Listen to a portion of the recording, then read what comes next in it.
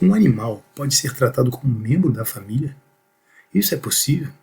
É o que veremos nesta ocasião.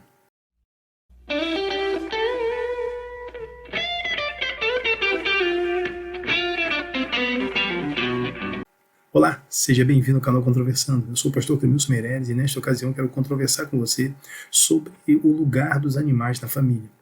E para refletir sobre essa questão, o primeiro texto que eu quero ler está em Gênesis, no capítulo 1, versículo 26, o qual diz assim: E disse Deus, façamos o homem à nossa imagem, conforme a nossa semelhança, e domine sobre os peixes do mar, e sobre as aves do céu, e sobre o gado, e sobre toda a terra, e sobre todo réptil que se move sobre a terra.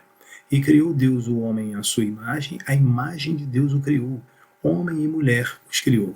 A partir desse texto, nós percebemos que existe uma diferença evidente entre os homens e os animais. Deus fez os homens à sua imagem, conforme a sua semelhança. Isso significa que Deus decidiu estabelecer um relacionamento com o ser humano. É o único ser que tem a capacidade de conversar com a divindade. O único ser que pode orar. É porque a imagem de Deus no homem tem relação com esses aspectos pessoais, as emoções, a inteligência, a volição, e isso nos capacita a nos comunicarmos com o Senhor. E é interessante que daí decorre a alta dignidade da vida humana. E por essa razão, lá em Gênesis, no capítulo 9, Deus deixa claro que, embora os animais pudessem ser mortos a fim de servirem de mantimento para os seres humanos, como é registrado em Gênesis 9, 3, que diz assim: tudo quanto se move, que é vivente, será para vosso mantimento. Tudo vos tenho dado como a erva verde. Apesar deles poderem se alimentar dos animais, no versículo 6, o texto bíblico diz que quem derramar o sangue do homem, pelo homem seu sangue será derramado, porque Deus fez o homem conforme a sua imagem. O homem não pode ser morto por outro homem. Os animais podem, e podem servir de mantimento, enquanto o homem não pode servir de alimento para outro. Daí percebemos que o ser humano está num patamar superior na perspectiva de Deus em relação aos animais. É justamente por isso que em Gênesis 2:20 é dito que dentre os animais não se achou para o homem uma ajudadora idônea.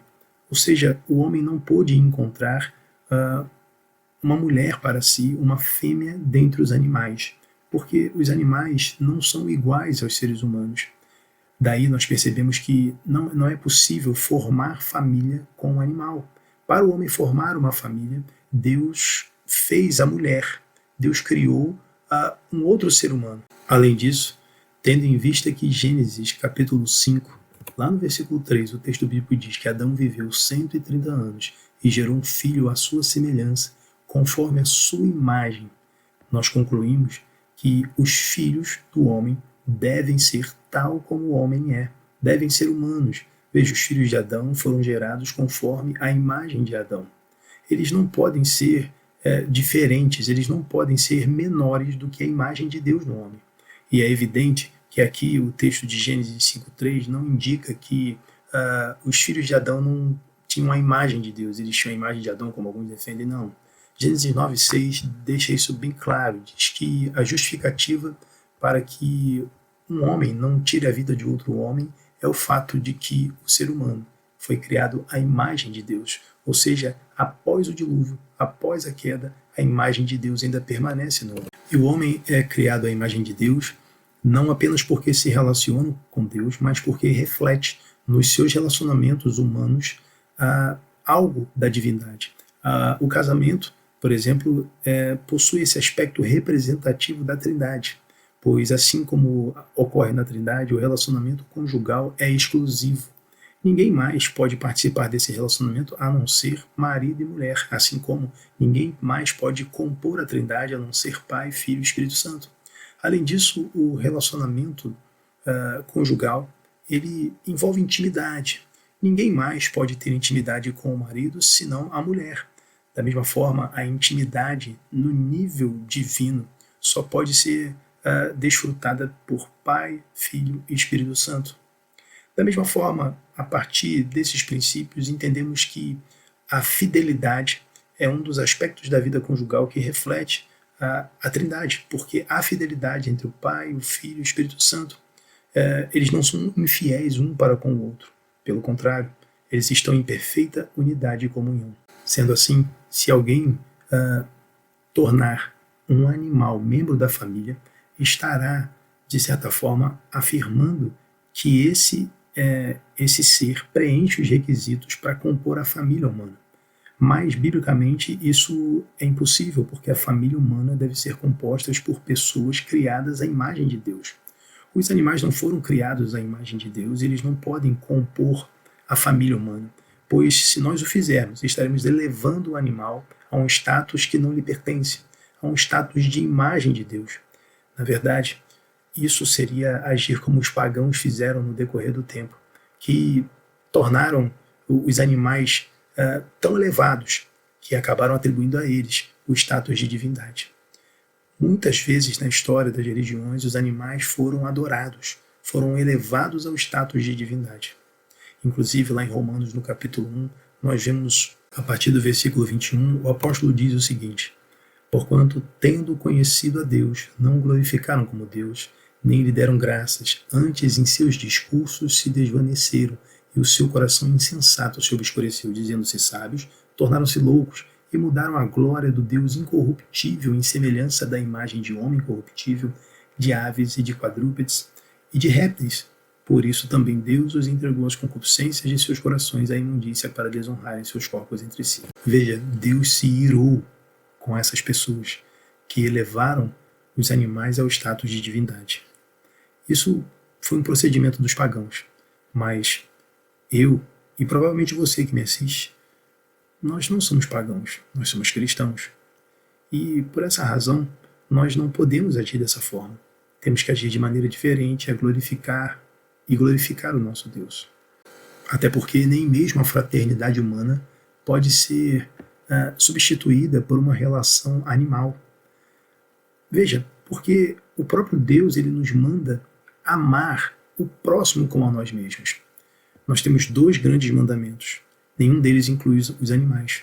O amor humano deve ser direcionado prioritariamente ao nosso Criador, ao nosso Deus, mas também aos outros seres humanos. Nós devemos amar a Deus com toda a nossa força, entendimento, nossa alma, com tudo que temos e somos, e amar o nosso próximo como a nós mesmos. Mas nada é dito a respeito do amor dirigido aos animais. A Bíblia não nos manda amar os animais, até porque nós não podemos estabelecer uma amizade com animais. Porque, ao contrário do que muitos afirmam, o melhor amigo do homem não é um animal.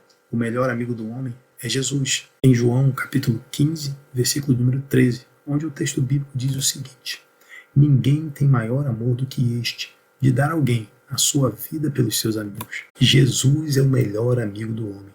O interessante é que Jesus chamou até Judas de amigo.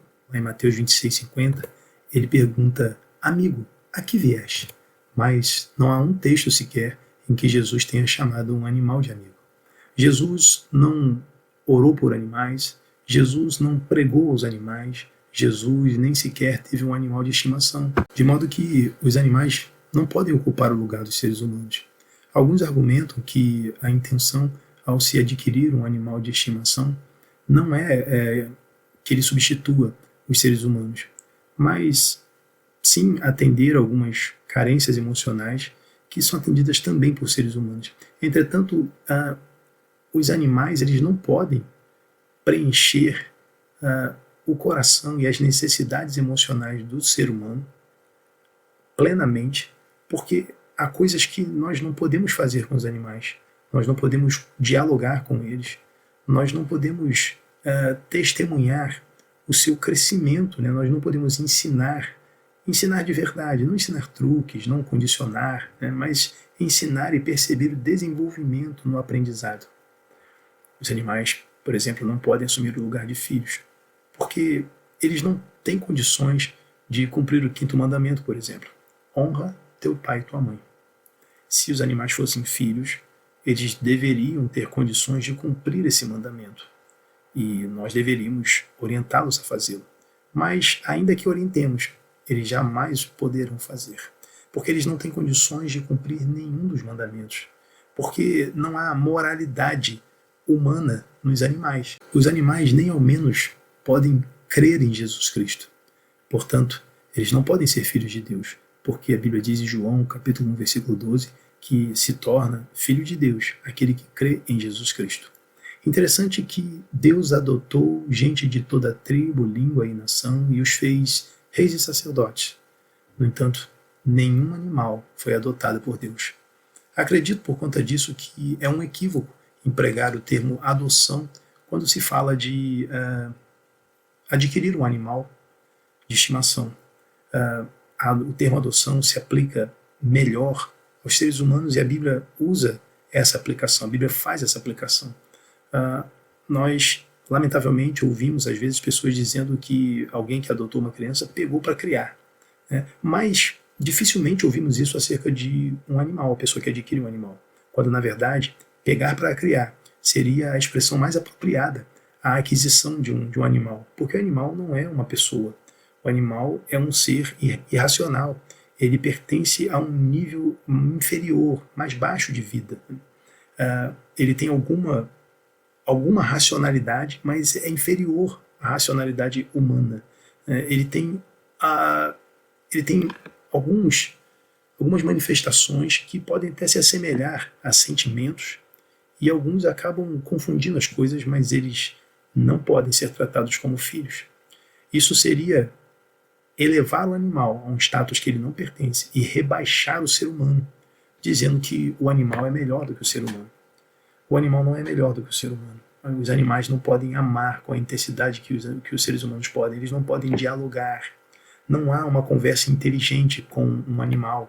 Na verdade, não há conversa com animais. Há diferenças significativas entre os animais e os filhos gerados pelos homens. Os filhos, de acordo com as Escrituras, no Salmo 127, versículo 3, são dados como heranças.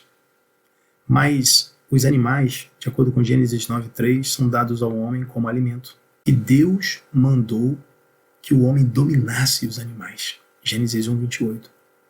E chama atenção o fato também de que Jesus, em Mateus capítulo 6, no versículo 26, ele diz que nós temos mais valor que os animais. Veja, olhai para as aves do céu, que nem semeiam, nem cegam, nem ajuntam em celeiros, e vosso Pai Celestial as alimenta. Não tendes vós muito mais valor do que elas? O ser humano tem mais valor do que um animal. Por isso, Jesus morreu por seres humanos, ele não morreu por animais. É claro que, ao fazer essa declaração, não tenho a intenção de incentivar maus tratos aos animais, porque a Bíblia, apesar de não ensinar que o animal deve fazer parte da família, a Bíblia ensina que nós devemos tratar bem os animais.